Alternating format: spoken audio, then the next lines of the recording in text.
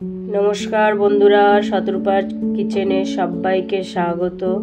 आजकेर एकटा आमी भर्ता बानाबो। देखो भर्ताटा होच्छे खारकोल पातार भर्ता। खेते गरम भातेर साथे खेते असाधारण लागे। चलो बानानो स्टार्ट करी। देखो की लागछे। देखो खारकोल पाता भालो करे वाश करे धुए निয়েছি। তোমরা চাইলে কেটে নিতে পারো, আমি কাটবো না। এইভাবেই আমি পেস্ট করব। আর লাগছে দেখো কাঁচা লঙ্কা আর রসুন।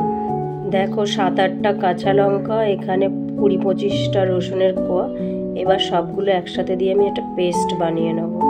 দেখো পেস্টটাও আমার বানানো হয়ে গেছে। এবার আমি কড়াই বসিয়ে দিলাম। কড়ার মধ্যে এটা আমি সরষের তেলে বানাবো। দেখো পরিমাণ মতন সরষের তেল, তার মধ্যে একটা শুকনো লঙ্কা দুফালি করে দিয়ে দিয়েছি, কিছুটা কালো জিরে ফোড়ন দেবো। আর বন্ধুরা আমি ওর মধ্যে 1 চামচ কালো জিরেও দিয়ে পেস্ট করেছিলাম, ঠিক আছে। আর এবার আমি ভালো করে নেড়ে নিলাম। দেখো ফোড়নটা ভাজা হয়ে গেছে। এবার পেস্টের মধ্যে আমি একে একে অ্যাড করে দেবো। দেখো আর যত বেশি রসুন দেবে তত ভালো খেতে লাগে বন্ধুরা। এখানে রসুনটাই মেন। রসুন যত বেশি পড়ে তত ওর টেস্টটা খোলে বন্ধুরা। তাই রসুন একটু বেশি করে দেওয়ার চেষ্টা করবে। আর পাতা বাড়লে তার নিজস্ব একটু জল থাকে, তাই হাতে টাইম নিয়ে সময় নিয়ে এটা ভালো করে কষতে হবে। দেখো বারবার একটু নেড়ে ছেড়ে দেবে, দিয়ে ভালো করে কষিয়ে নেবে যতক্ষণ না পাতাটা শুকিয়ে আসছে, তলা লেগে না যাচ্ছে, ততক্ষণও কষতে হবে ভালো করে। দেখো আবারও আমি একটু নেড়ে, দেখো অনেকটা আমার জল শুকিয়ে গেছে।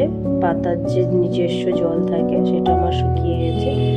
দেখো আরও আমার একটু হতে লাগবে। দেখো আরও আমি এই পর্যায়ে আমি দেখো একটু নুনও আমি অ্যাড করে দেবো স্বাদ মতো। তোমরা চাইলে এখানে হলুদ দিতে পারো সামান্য, কিন্তু আমি এখানে কোনো হলুদ অ্যাড করব না। জাস্ট এটা যত ভালো করে ভাজা ভাজা করবে তত ভালোই খেতে লাগবে। দেখো আমার অলমোস্ট হয়ে এসছে। দেখো অনেকটাই আমার দেখো কড়ার গায়ে লাগছে না, স্মুথলি আমি নাড়লে উঠে যাচ্ছে। দেখো রেসিপিটা আমার ডান বন্ধুরা।